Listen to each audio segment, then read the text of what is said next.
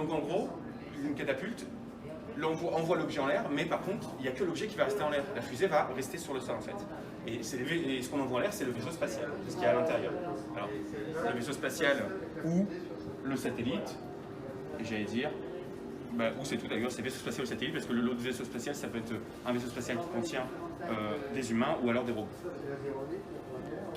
Et donc du coup, pour que ça soit une catapulte, vous avez tous les réservoirs ici. Donc 3/4 de l'objet, c'est des réservoirs, des moteurs. Là, c'est le moteur du deuxième étage, c'est le moteur du premier étage.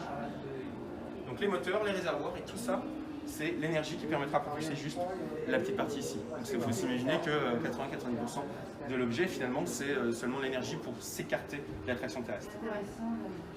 Et donc, plus on a besoin d'envoyer du lourd, plus la fusée est grosse. Ça va, c'est à peu près proportionnel.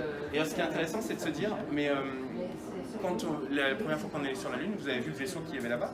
L'idée, c'est que si on veut aller sur d'autres astres, il va falloir imaginer comment on revient. Quand on est sur Terre, c'est facile, on est directement rattiré. Si on va vers d'autres astres, on est attiré par ces astres-là, donc il faut revenir.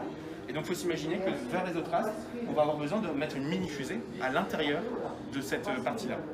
Donc vous imaginez la taille qu'on doit augmenter, et donc je pourrais vous montrer quand on sera devant Ariane, mais il faut s'imaginer que la fusée qui a envoyé des astronautes vers la Lune, elle faisait 2 fois la taille d'Ariane 5 déjà.